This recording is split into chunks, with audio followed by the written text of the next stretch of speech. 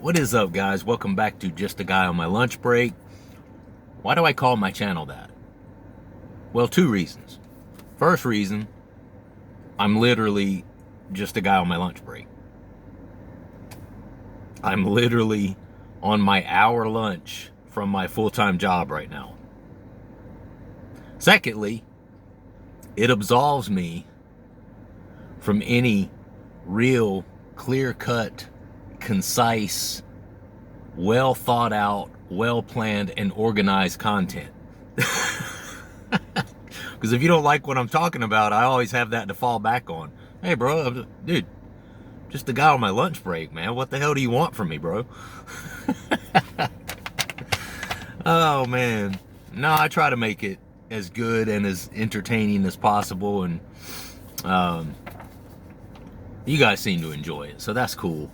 Got a lot of good comments yesterday. I'm going to get into some of those here in a moment. I haven't put the ball back in your guys' court recently, so that your stories and your current updates and progresses and successes and all those things can be heard. And you know, that's one of the reasons I started this channel. I wanted to give you guys that platform, that opportunity to be able to say, hey, I've done this better, or I've changed my relationship with Kratom and I've come down this far to this many grams per day as opposed to what I was at, right?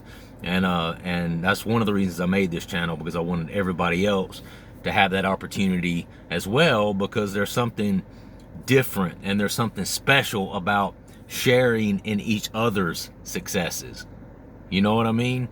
And when you can share in other people's successes with them and they can feel that team and that camaraderie, it kind of gives them this, oh, you know what? I'm not in this alone, man. It's not just me. We're all in this shit together, you know, and we all want to improve our lives and improve our relationship with something like Kratom so we can improve the quality of our lives. And it just kind of gives you a sense of not being alone, sense of camaraderie, and, you know, 10 people is more than one, 20 people more than 10, 50 people more than 20. You know, so it's one of those things where when you start seeing other people going through the same thing and being successful at that thing, you know, that gives you the motivation and the realization that, bro, they're just human, just like I am. They have frailties, just like I do, and weaknesses, just like I do.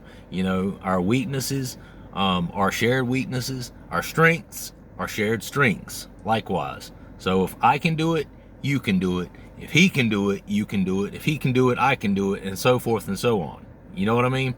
And that's kind of where the empowerment, I believe, of this channel came from, or comes from.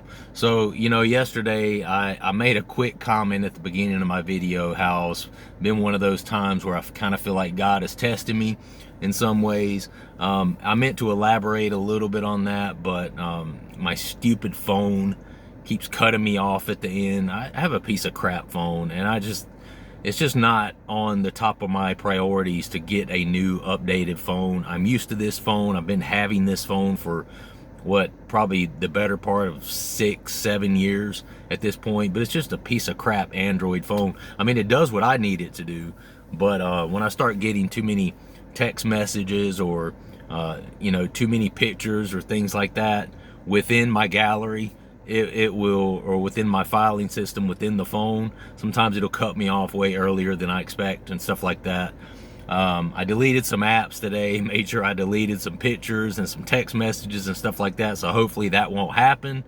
But yeah, yesterday, so we had a storm a few weeks ago. I told you guys about it. We had some, you know, wind gusts in excess of 70 miles per hour in my city a couple of weeks ago. A lot of, you know, well, not a lot of, but I had several small trees to come down. The last couple of times we've had storms such as this, we've lost power. So I lost power for about a day and a half, which is absolutely a nightmare when you have a 3-month-old baby at home. Okay, and there's literally nowhere else we really could have gone. All of our family members that were close by either just didn't have room for us, or they also didn't have power. So it was one of those things where we were just kind of stuck. Well, we get up yesterday morning, and you know, as usual, I've gotten my shower, I'm out there, I'm getting dressed, getting ready, brushing my teeth, getting ready for work, and my wife comes in and she's like,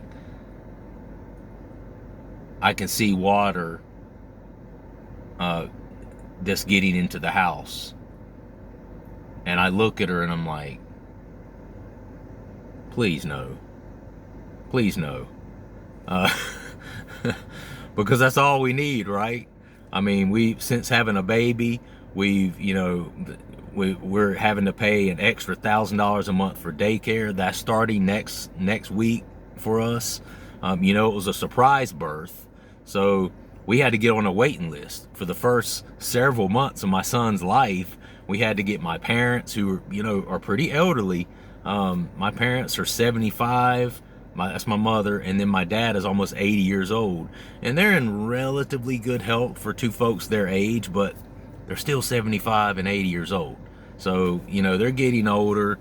They don't have the physical abilities or the patience that they used to, and they love their new little grandson. I mean, they dote on him like he is just the best thing since sliced bread. So they absolutely love their grandson, but they're not in their 20s anymore. They're not even in their 30s anymore, or 40s, and so it's one of those things where my parents have had to help a little bit. My mother-in-law's had to help a little bit with my son, and it was all a surprise. So when we started calling daycares when my son was first born, they were like, well, we don't have an opening until August, or we don't have an opening until September. And then other places were like, oh, it'll be $450 a week. We were like, what? I mean, my wife and I make pretty good money, but it's one of those things where at a certain point, it's like, should I just stop working? This is pretty much what I make in my salary. Should I just stop working and be a stay-at-home papa? Just stay home with my son? Because my wife is in sales, and admittedly, I'm man enough to admit this, my wife actually makes more money than I do. Not by a ton, but she has the ability to make commissions and stuff like that. She's really, really just naturally a salesperson. She's really good at sales, has a very bubbly, just friendly, trustworthy type personality where people just want to do business with her. So she's one of the top salespeople in her area. So she has the ability to make more money than I do. So if it did come to that and somebody were to stay home with a baby, it would honestly need to be me, because my wife has the ability to make more money with like her bonuses and commissions and stuff like that. I make a good salary, but it's just a base salary. I mean, I can go to work and kick it as hard as I want to, or I can go to work and sit on my thumbs all day, and I'm going to make the same amount of money regardless, right? It's not like that with my wife. So luckily we didn't have to go that route. We found a place that was, we found a spot that was significantly cheaper, and so we ended up going with them. But we couldn't start until September 1st. So as of next week, $1,000, at least about $1,000 every month, is going to be coming off of our income, because we're having to pay for daycare for my son, right? Well, on top of that, get up yesterday, and my wife says, I see a brown spot on our ceiling in the bedroom. I was like, no. And I look, sure enough, there's a spot about the size of a silver dollar. That's kind of a brown spot. You can tell it's a water spot. This is new. We know for a fact this wasn't here before.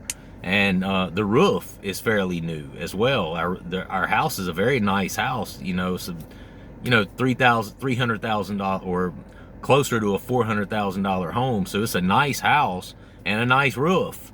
So I don't by any means live in a house that's falling apart. But when these winds, plus 70 mile per hour plus winds came through, they ripped off multiple shingles off the top of our home.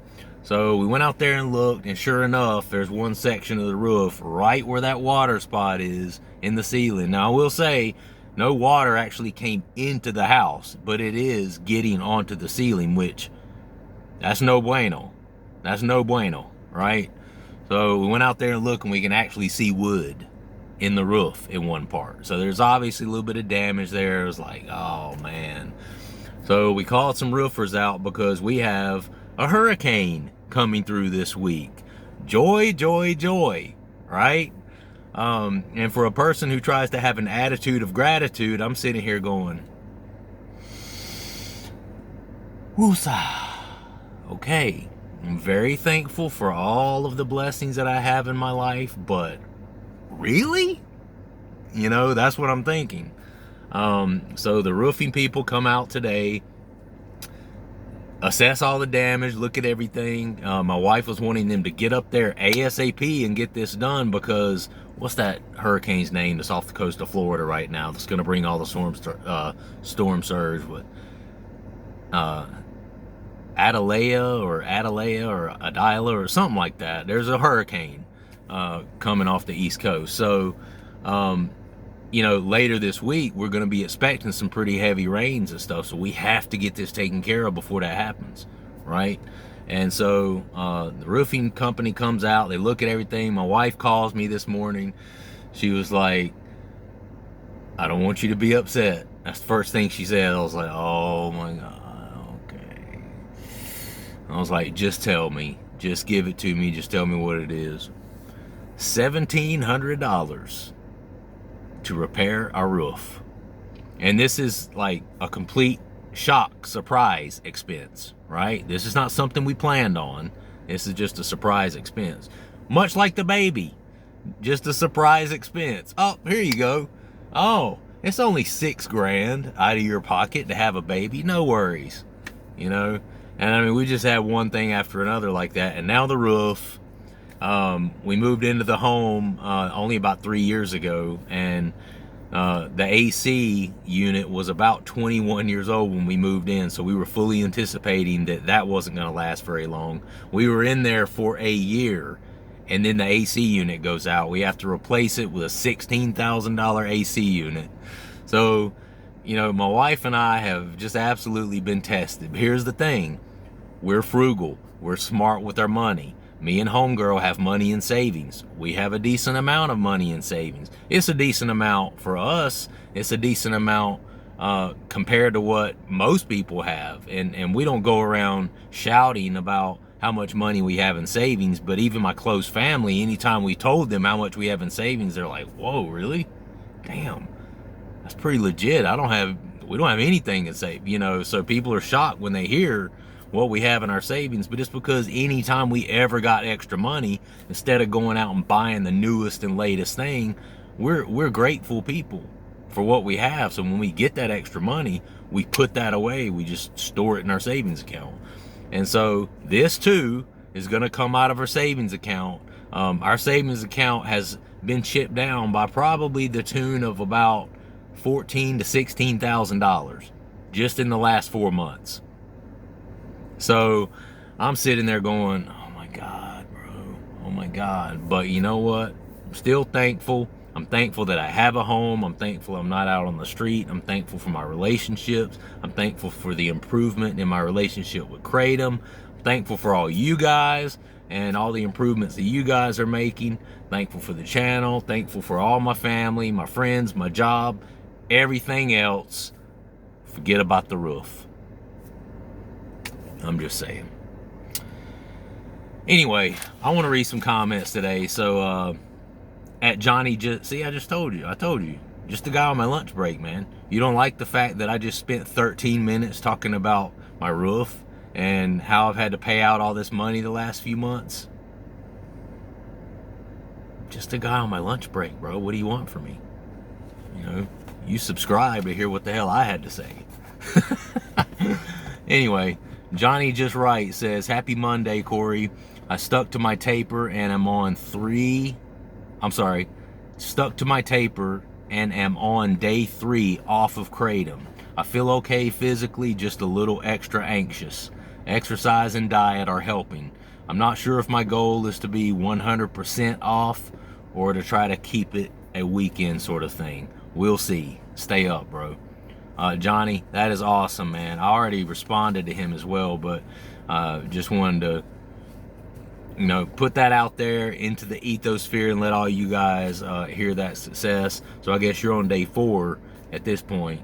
That's amazing, man. What an improvement, you know. And a lot of these people who are leaving these comments were on, you know, pretty high amounts of Kratom, and now here they are, day 3, day 4, off of it completely.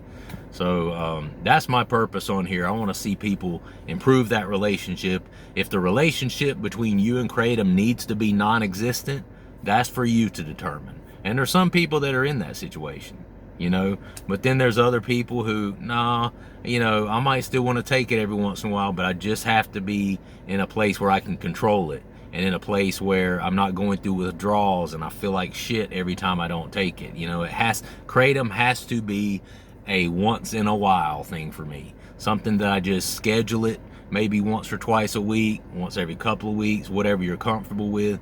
And then you're not on this constant like roller coaster with the consistent Kratom use, because Kratom will put you on that roller coaster. Joy Lynn Francis. So Joy had messaged me prior, letting me know that she was on tramadol. And just like many people on like pain pills or some other sort of harder opiate-like substance, Joy had, you know, heard through the grapevine about people taking Kratom, how it's this miracle leaf. It's funny the way she put it. I'll read her comments and my comments back to her, but again, we were talking about how some people knew what they were getting into. Some people don't know what they're getting into. Some people, you know, they'll pop on these sites that are promoting Kratom and, oh, it's this miracle leaf and, you know, this harmless botanical and this and that and the other. And I mean, depending upon who you are, maybe it is harmless. You know, someone like my wife who has never had an opiate addiction, and I honestly, truly believe that certain people are just wired a certain way. My wife will drink a glass of wine every night, and she would rather do that than take Kratom, or she's just as cool with doing that than she is taking Kratom. And if she's able to do that, she don't really think about Kratom that much. You know, she'll have her glass of wine and then she'll just keep it there, and she's never gone through any withdrawals with Kratom. Whereas me, if you put alcohol and Kratom in front of me, 10 times out of 10, 100 out of 100, 1,000 times out of 1,000, I'm going to choose the Kratom. Well, unless I'm like at a party or a function where everybody there is drinking except for me, then I might choose the alcohol just so I can kind of be, you know, socially accepted in that situation by having a couple of drinks. But 999 times out of 1,000, I'm going to choose the Kratom. I'm just wired that way. My wife, not so much. But a lot of you guys are wired that way. You know, you're one of those people that strongly prefer the opiates. So Joy said, thanks, Corey. I haven't touched the Kratom yet. Didn't even know what Kratom was until I was researching tapering off of tramadol about 3 weeks ago. After reading the pros and cons of people's Kratom journey, I'm terrified to start. I've read it helps with opiate withdrawal, but then what? I do have a tendency to latch on to substances, so now I'm concerned that I could be that person who gets hooked. The person says to use 6 to 7 grams a day while tapering off, but that's where I get nervous. What then? Question mark. So I responded to Joy saying, thanks for the comment. Have you considered tapering from tramadol? Slowly lessening your doses every few days until you completely come off. I'm not trying to campaign against Kratom, but if you're a person who tends to latch on to opiate-like substances, as you said, Kratom likely wouldn't be much different for you in my opinion. And I'd hate to see you trade one problem for another one if it's avoidable. You know what I mean? Joy responded, say, yeah, I do know. And I ordered some from the company who was in this documentary called A Leaf of Faith. Oh man, just that alone is comical to me. Listen, again, I'm not campaigning against Kratom on here. It has its place, it has its purpose, and there are people out there who are able to use it responsibly and use it wisely. But a leaf of faith for a documentary regarding Kratom? Come on, bro. Come on, bro. Make it almost like it's just this miracle, like religious experience that there's no downside, there's no dark side to Kratom at all, and it's just absolutely not true. You know, it's just absolutely not true. There is one. There's many, to be honest with you, and there's some upsides as well. I'm not saying there aren't. And there's this thing about lesser of two evils, which I'm going to get into in this comment. So she watches this documentary called A Leaf of Faith, which is by Urban Botanicals. I asked them why they don't expose the dark side of Kratom, and well, I'm still waiting on an answer for that and the product. I guess I have nothing to lose to start my taper without it. I'm terrified as I have always been such a happy, motivated person, and I saw a glimpse into a side I didn't know existed for me, and now I'm scared shitless. I really had hope for Kratom to help me out, but now I'm very afraid.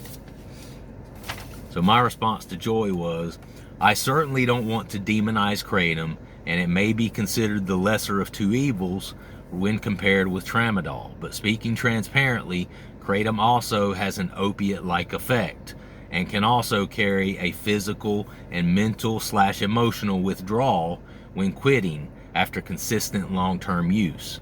Now, are the withdrawals worse or less than Tramadol? I can't really say, as I've never withdrawn from Tramadol. I have, however, withdrawn from heavier pain pills, and the pain pills were definitely worse than Kratom, but Kratom withdrawals are no walk in the park either. So unless you jumped off of the Kratom relatively quickly after starting, you truly would be trading one addiction for another.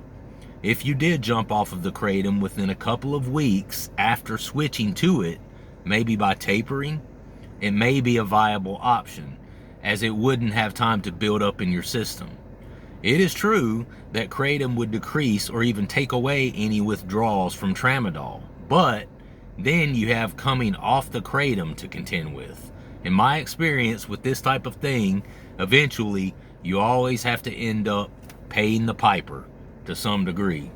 I will discuss this in my video today, Joy, and this is a good topic for everyone to hear. So you guys have heard me talk about paying the piper, and that's one of the main things that Kratom seems to be used for.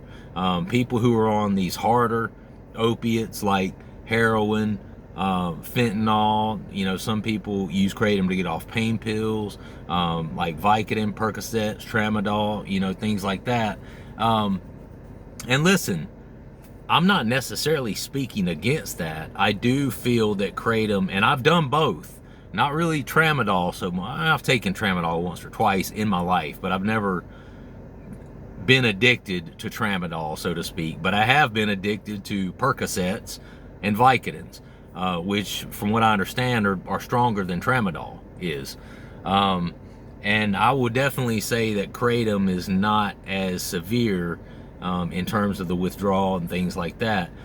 The jury is still out on which is worse for you long-term taking on a regular basis, because there's just not enough studies. You know, anybody who can sit here and say, oh, Kratom's not as bad as taking pain pills for 5 years straight. You can take Kratom for 10 years straight and it's not nearly as tough on your body and your mind as it is pain pills. I mean, you're probably right, but you don't freaking know that, man, because they haven't freaking studied that yet. There are very little long-term studies, at least in, you know, at least in Western culture, because Kratom is, you know, an Eastern culture. It's derived from the Eastern part of the world. It's not even grown here, you know, nationally, like within our own country. It's not even grown here. Well, I mean, I'm sure it is, but it doesn't grow naturally here. And so because of that, and because Kratom itself being relatively new to Western society, there's not really been a lot of studies on it. There's not a lot of studies that we can point to that have been done by, you know, like major university. You know how these major universities go and do these short and long-term studies of the effects of stuff like this. We haven't seen a lot of that stuff with Kratom. So we don't really know how it affects you after 5 years of use, 10 years of heavy use, 15 years of heavy use, 20 years. We don't really know, except for anecdotal records and what people say about it. And then you go online and you see what people say about it. They might be telling you the truth. They might be sugarcoating it because they don't want to give Kratom a bad name, because they're hooked on it and they want to keep taking it. So it's just one of those things where you never really know. But my suggestion is, first, tapering off of the tramadol. Try it that way and try to leave Kratom out of it if you can, because, you know, Kratom is also physically addictive.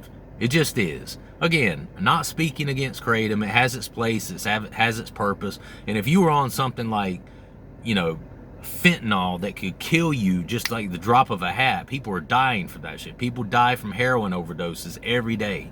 If it was something like that, I would say, yeah, take the Kratom, please. Just don't touch the freaking heroin or the fentanyl anymore. Just don't. But it's tramadol, and not meaning to downplay the seriousness of a tramadol addiction. I understand it can be a very serious addiction as well, but you're not going to take one dose of tramadol and likely drop dead. Now we don't know how, you know, the effects stacked on top of one another for years and years at a time. We don't know how detrimental that can be, but it's not like fentanyl where you might get a bad batch, or you might get a bad tramadol pill and just die and just kill over. It's not the same thing, right? So in your case, I would say try to get off of it slowly. At first, tapering down by just a little bit every few days if you can. And listen, we talk about paying the piper on here. A lot of people want to get out of this and they don't want to feel like shit. They don't want to experience the depression. They don't want to experience the anhedonia. That's the word you were looking for, Joy, where you don't really feel anything. You don't feel much joy or pleasure in anything. It's called anhedonia. And that as well is something that, you know, you have to pay the piper eventually. And a lot of people want to get out of taking something like an opiate regularly for a long period of time, and they want to get out without experiencing any of these negative symptoms. Unfortunately, I just don't know where that's possible. Whether it's Kratom, whether it's tramadol, whether it's Vicodin, whether it's Percocet, whether it's heroin, fentanyl, whatever it is, eventually you're gonna have to pay the piper. But there's a bright spot at the end of the tunnel. It gets better, and anybody who's been through it can tell you, with a little time removed from it, it gets better. Your brain, your chemicals kind of start to reset. It gets better, okay? So I just want you to be encouraged by that, and keep us updated, Joy, on how things are for you. So at Ronnie5329, haven't heard from you in a while, my dude. Good to hear from you. He says, yes, I am also very habitual. I stick to my 2 days per week, Saturday and Sunday. The same 2 days every week where I take Kratom. It's smart because then you always feel in control. I also happen to be very highly disciplined. I never break this schedule. It just gives me a freedom to enjoy Kratom, because there is a risk you don't see yourself sliding. Yeah, and that's just it. You have to get to a point where you're accustomed to and used to that same schedule every week, and it can only be a couple of days, in my opinion. Anything more than that, when you start teetering on that, you know, well, I'm using 4 days and then I'm off for 3 days. Even when you start doing that, that's getting kind of slippery for me. You know, I think in order to stay at a place where it's comfortable and you don't have any withdrawals, at least from my experience, you need to be only using Kratom either a quarter or less than a quarter of time. Less than 25% of the time you need to be using Kratom, right? So if you got a 7-day week, that means you don't need to be using it more than a couple of days a week. If that, day and a half, 2 days, that's about 25%. That's about where you need to be. Anything more than that, especially if you get up above where you're using it 50% of the time and then off 50%, I feel like eventually, you know, that's going to kind of catch up with you, and you're going to start having some negative side effect when you go to come off of it. Let me get a couple more of these comments. ABG Master 1. Yeah, so I did some Red Valley for 3 days. Now I'm off again for 5 days. I'm averaging about 23 days off and 7 days on Kratom per month. Instead of saying I'm never doing Kratom again, I just say not today, but maybe tomorrow. Hey, I mean, this is where it's at, guys, and this is the truth of it, okay? And this is what I've been talking about on here. There's a reality that if you're able to maintain a certain level of discipline over Kratom, you can control the Kratom as opposed to the Kratom controlling you.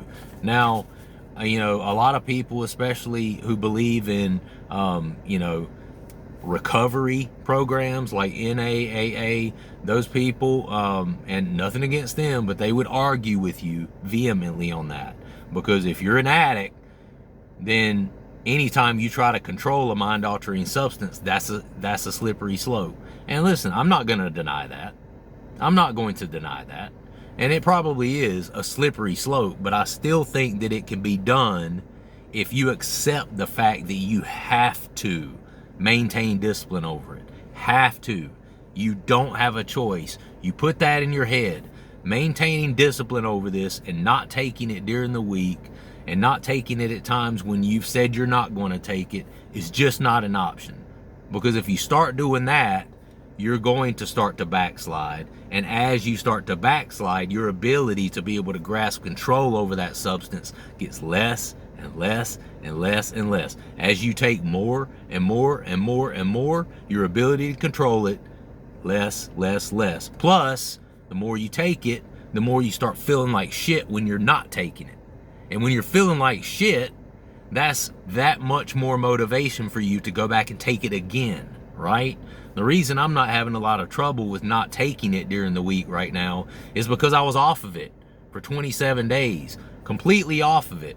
All my physical withdrawals, and I feel like most of my mental and emotional anguish and withdrawals and everything had gone away. So now it's not that hard to go Monday, Tuesday, Wednesday, and Thursday and Friday without taking it because I feel okay, right? When I was in the midst of my highest use of it, it was really tough to go a Monday, even one Monday without it. Even 2 days without it was really, really hard because I felt like shit. You know, when you feel like shit, that's when your brain just keeps cycling. Take something to feel better. Take something to feel better. Take something to feel better, and it won't leave you alone. And see, I'm not getting that a lot now. I mean, I have my moments. I'm not gonna lie. You know, I have my moments where I kind of want to go get something, or go get a little something, man. It's not gonna hurt anything. You didn't take any yesterday. You know, if you only take it once every 2 or 3 days, it's not gonna. I get that sometimes, but I'm not listening. I'm not listening. You know, I'm keeping it only a couple of days a week because I know with that, I'm safe from any physical and emotional and mental withdrawals. One more. Boom Jitsu says, hey Corey, just thought I'd check in with you, brother. Last time I messaged you, I was sticking to about 6 grams per day. I've been strict to that up until about 5 days ago. I usually waited until a couple of hours before bed to take my last 2 grams to help me sleep. Well, I got done training about 5 nights ago and said, screw it, I don't need that dose. So now I've been consistent on 4 grams per day. I'm getting to the point where I don't even think about it in the morning, which is a world away from where I was when I was taking 21 grams per day and waking up in full withdrawal. Case in point, people can make these changes. I've noticed just from dropping that 2 grams before bed, my sleep has been deeper and longer. Just wanted to say thanks again for these vids, because it's definitely helped me to stay on top of controlling my relationship with Kratom. You're welcome, bro. Thank you, and thank you for checking back in. He said one thing here that I want you guys to listen to. I got done training about 5 nights ago, and I said, screw it, I don't need the last dose. Why do you think he decided that very night?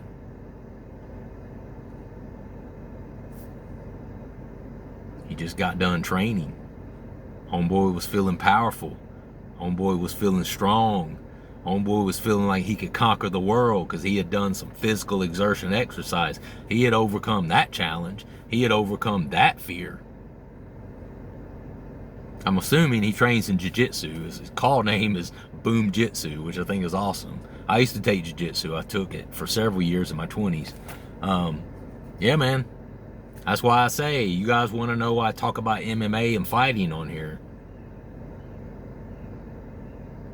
That's one of my reasons. You know, we talked about that reason why. You know, my family and that's one of the reasons that I'm able to change my relationship with Kratom.